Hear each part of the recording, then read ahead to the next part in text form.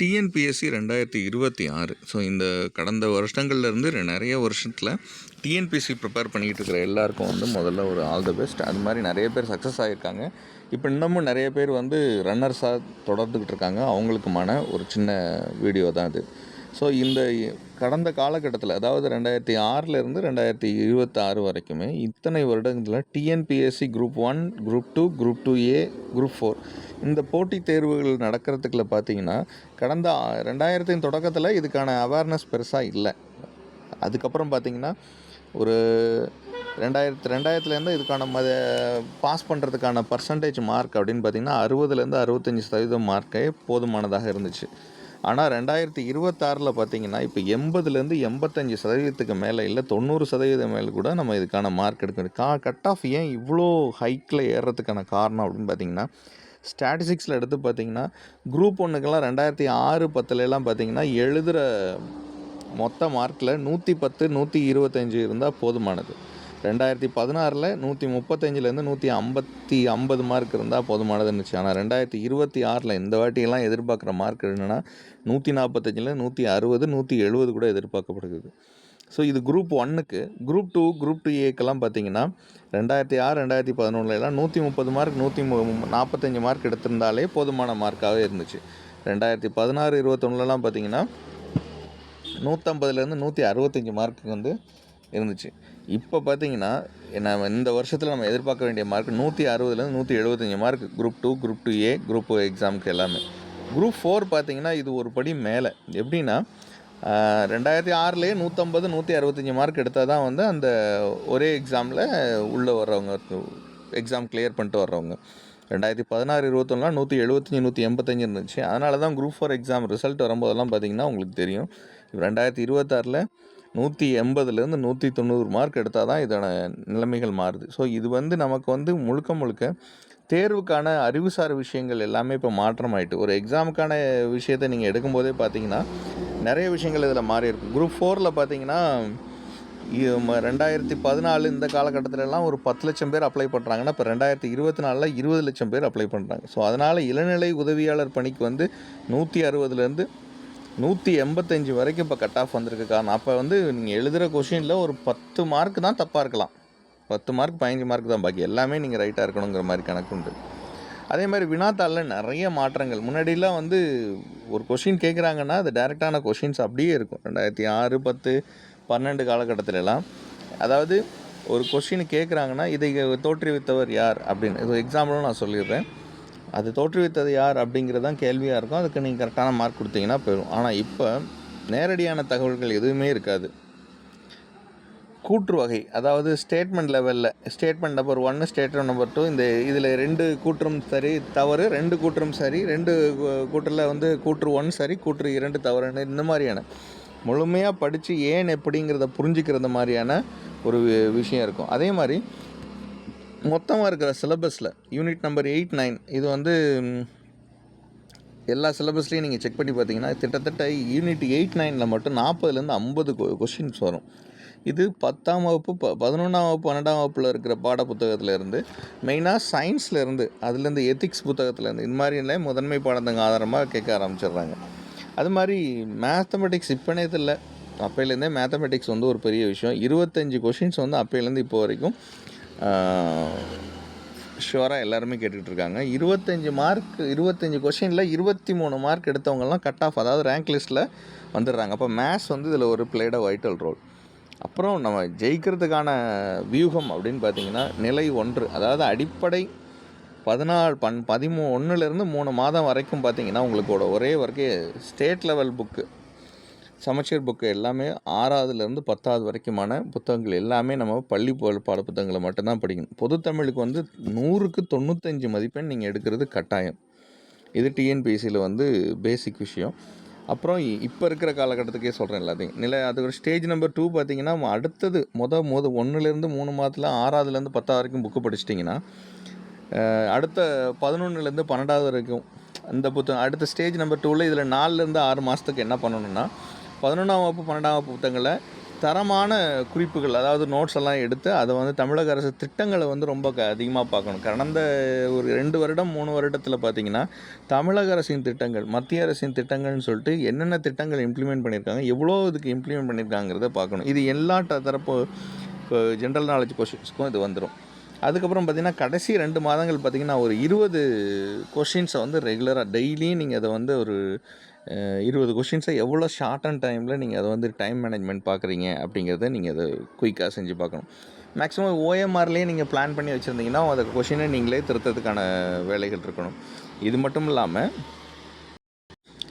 நீங்கள் இன்னொன்று ஞாபகம் வச்சுக்கணும், கடந்த 20 வருஷத்தில் இந்த மாதிரியான பெரிய தேர்வுகள் டிஎன்பிஎஸ்சி மாதிரியான பெரிய தேர்வுகளுக்கு பார்த்திங்கன்னா 2020 அனலிட்டிக்கல் கான்செப்ஷுவல் லெவலில் கொஷின்ஸ் அதிகமாக வந்துருச்சு. ஸோ அனலிட்டிக்கல் கான்செப்ஷன் லெவல்லன்னு பார்த்தீங்கன்னா பிஎஸ்டிஎம் வந்து ஒரு played a vital role. Tamil வழியிலேயே பயின்ற மாணவர்களுக்கான பொது அறிவு வினாக்களோ இல்லை பொது அறிவுக்கான விஷயங்களோ கொடுத்துருக்காங்க. அது மாதிரி குரூப் 2 அப்படின்னு பார்த்திங்கன்னா அது இன்டர்வியூ போஸ்ட்டு. குரூப் 2ஏங்கிறது நேர்காணல் இல்லாமல் இன்டர்வியூ இல்லாத போஸ்ட்டாக இது கொண்டு வந்துப்பட்டிருக்கு. 2020 இது ஒருங்கிணைப்பட்டதுனால நிறைய பேர் வந்து இந்த எக்ஸாம்ஸ் வந்து அப்ளை பண்ணுறதா இருக்கட்டும், நிறைய பேர் படித்தவங்க இதில் ரீச் பண்ணுறவங்களா இருக்கட்டும். அது மட்டும் இல்லாமல் நிறைய மாற்றங்கள், அரசு வேலை குறித்து நிறைய விழிப்புணர்வு கொடுத்தது. சென்னை, மதுரை போன்ற நகரில் நிறைய போட்டிகள் உருவாகினாலையும் 165 மார்க்குக்கு மேலே எடுக்கிறவங்க தான் கட் ஆஃப்குள்ளே ரீச் ஆவாங்க அப்படிங்கிறது இது வந்து ஒரு சாதாரணமாக தெரிய ஆரம்பிக்குது. குரூப் 4 எக்ஸாம் லைக் விஓஓ, இளநிலை ஜூனியர் அசிஸ்டண்ட்டுக்கெல்லாம் பார்த்திங்கன்னா இதில் முன்னாடிலாம் 2014 ஒரு 10 லட்சம் பேர் அப்ளை பண்ணுறாங்க அப்படின்னா இப்போ 2024 20 லட்சம் பேர் அப்ளை பண்ணியிருக்காங்கன்னா போட்டி இப்போ ஜாஸ்தி. அப்போ நம்மளோட வேலை என்னென்னா, இந்த 200 மார்க்குக்கு வந்து நீங்கள் அதிகபட்சமாக 180 மார்க்குக்கு மேலே எடுத்தால் தான் நீங்கள் வந்து உங்களோட கடந்த 20 வருஷத்தில் இந்த 180ங்கிறது ரொம்ப பெரிய கட் ஆஃப். ஆனால் இப்போ போட்டி அதிகமாக இருக்கிறதுனால 185 வரைக்கும் கூட அது போகும். ஸோ இதில் வந்து கட் ஆஃப் வந்து விஓஓக்கு பார்த்திங்கன்னா அதோட ஃபீல்டு எக்ஸாம், அதோட களப்பணி வந்து கடினமாக இருக்கிறதுனால சில நேரம் என்ன பண்ணுறாங்கன்னா இளநிலைக்கு கொடுக்குறத விட அதுக்கு கட் ஆஃப் கொஞ்சம் கம்மியாக இருக்கிறதாவே சில இடம் பார்க்கப்படுது. இப்போ டிஜிட்டல் ஊடுருவல் வந்ததுனால யூடியூப் மூலமாக இருக்கட்டும், இல்லை பயிற்சி நிறுவனங்களை கிராமப்புற மாணவர்களுக்கு சமமான வாய்ப்பை வழங்குறதா இருக்கட்டும், இது மாதிரி சராசரி மதிப்பெண் வந்து நார்மலை விட இப்போ அதிகமாகிடுச்சு. ஸோ வினாத்தாள்லேயே 2021 பார்த்திங்கன்னா கூற்று வகை ஸ்டேட்மெண்ட் 1, ஸ்டேட்மெண்ட் 2, இல்லை 2 தவறு 2 சரி, இது மாதிரியான ஸ்டேட்மெண்ட் எல்லாமே மாறினதுனால இப்போ எல்லாமே பலரின் மதிப்பெண்கள் குறையிறதுனால இது வந்து தயாரிக்கப்படுற கட் ஆஃப் வந்து குறையவே இல்லை. கொஷினை எடுக்கிறதுக்கான ப்ராசஸும் அதிகமாக இருக்கிறதுனால இதனால் இது குறையவும் இல்லை அப்படிங்கிறத பார்க்கலாம். ஸோ விண்ணப்பதாரர்கள் அதிகமாக வந்ததுனால இப்போ 2026 ஒரு 25 லட்சம் பேர், போன வருஷம் 2024 20 லட்சம் பேர்னால் இப்போ 25 லட்சம் பேர், ஏன் 30 லட்சம் பேர் அப்ளை பண்ணாலும் ஆச்சரியப்படுறதுக்கு இல்லை. அப்போ நம்மளோட ஒரே வேலை என்னென்னா, தமிழில் 100 மார்க்குக்கு 95 மார்க்கு 90க்கு மேலே எடுத்தால் தான் கட் ஆஃப்க்கு சீக்கிரம் வர முடியும். அதே மாதிரி மேத்தமெட்டிக்ஸில் ஃபுல்லு கான்சன்ட்ரேட் பண்ணணும். ஸோ நம்ம வந்து இப்போ ஒரு நேரடி கொஷின்ஸை இனிமேல் நீங்கள் எதிர்பார்க்குறது கொஞ்சம் கஷ்டம். இப்போ வந்து ஒரு எக்ஸாம் வருதுன்னா அதுக்கு முன்னாடியே நம்ம ஒரு 6 மந்த்துக்கு முன்னாடியே இந்த எக்ஸாமுக்கு படிக்க போகிறேன், இதுக்கு என்னென்ன ப்ராசஸ் இருக்குங்கிறது இப்போ நான் முதல்ல சொன்ன மாதிரியே நீங்கள் டாக்டிஸாக எடுத்துக்கிறது நல்லது. அதே மாதிரி இப்போ ரீசெண்டாக இப்போ கொஷின் பேப்பர் சொன்னால இப்போ 2021 முன்னாடிலாம் பார்த்திங்கன்னா பிரம்ம சமாஜத்தை நிறுவியவர் யார் அப்படின்னு கேள்வி கேட்டிருப்பாங்க. பிரம்ம சமாஜத்தை நிறுவியர் யார் அப்படிங்கிறதுக்கான பதிலை வந்து 4 ஆப்ஷனில் ஒன்று இருக்கும். நீங்கள் டிக் அடிச்சுட்டு நீங்கள் வாட்டில் எக்ஸாம் எழுதிட்டு போயிடலாம். ஆனால் 2026 பார்த்திங்கன்னா பிரம்ம சமாஜம் பற்றிய பின்வரும் கூற்றுக்களை கவனிங்க. இது ஒரு உருவ வழிபாட்டை எதிர்த்தது. 1822 நிறுவப்பட்டது. இதுவற்றில் எது சரி, எது சரியானவை அப்படின்னு கேட்கும்போது பாட புத்தகத்தில் இருக்கிற விஷயத்தை கரெக்டாக படித்தா தான் இந்த இதுக்கு நம்ம ஆன்சரே கொடுக்க முடியும். ஒரு விஷயத்தை நம்ம படிக்கும்போது ஏன், எப்படி, அந்த எஸ்சிஆர்டி புக்கில் உள்ள முழு பத்திகளையும் நம்ம படிக்கிறது தான் இதோட ப்ராசஸ். அதே மாதிரி ஏற்கனவே சொன்ன மாதிரி திறனறிதல், ஸ்கில் ஓரியன்டாக நீங்கள் வந்து நிறையா லாஜிக்கல் ரீசனிங்காக, டேட்டா இன்டர்பிரேஷன் இது எப்படி படிக்கிறதுங்கிறதையும் தெரிஞ்சுக்கணும். அப்புறமேலுக்கு ஒரு யூனிட்டரி மெத்தட், ஒரு யூனிட்டில் இவ்வளோ கொஷின்ஸ் கேட்குறாங்க அப்படிங்கிற ப்ளூ பிரிண்ட்டை ஒரு பிளான் பண்ணி வச்சுக்கோங்க. அது மாதிரி சிம்பிளிஃபிகேஷன், நீங்கள் என்ன ஏற்கனவே ஒர்க் பண்ணியிருக்கீங்களோ அதே விஷயத்தை சிம்பிளிஃபிகேஷனாகவும் பண்ணுறதுக்கு ட்ரை பண்ணணும். இது மாதிரி 25 வினாக்களில் 60% வினாக்கள் அடிப்படையில் தான் இது கொண்டு வந்திருப்பாங்க. ஸோ ஏற்கனவே நான் சொன்ன மாதிரி ஸ்கூல் எக்ஸாம் புக்கை வந்து 6வதுலேருந்து 10வது வரைக்கும் படிக்கணும். அதுக்கப்புறம் பார்த்திங்கன்னா உங்களை வரலாறு, ஆட்சி முறை, மொத்தமாக எக்ஸாம் 3 மணி நேரம் நடக்குதுன்னா தமிழ், அமைதி இருக்கிற 2 மணி நேரத்தில் பொது அறிவு, அதில் வரலாறு, ஆட்சி முறை, அடுத்தது 1 மணி நேரம் கணிதம். இந்த மாதிரியான ஒரு எல்லா எக்ஸாமுக்கும் உங்களுக்கு பேட்டர்ன் தெரிஞ்சிருக்கணும். இதெல்லாம் மேக்ஸிமம் நீங்கள் படித்து முடித்ததுக்கப்புறம் தான் தமிழக வரலாறு, அதாவது இந்திய தேசிய இயக்கம், தற்காலிகத்தில் தமிழகத்தின் வரலாறு, அரசியல், பொருளாதாரம், சமூக சூழ்நிலை, இது எல்லாமே நீங்கள் படிச்சிருந்தா மட்டும்தான் இதை ஈஸியாக நம்ம பண்ண முடியும்.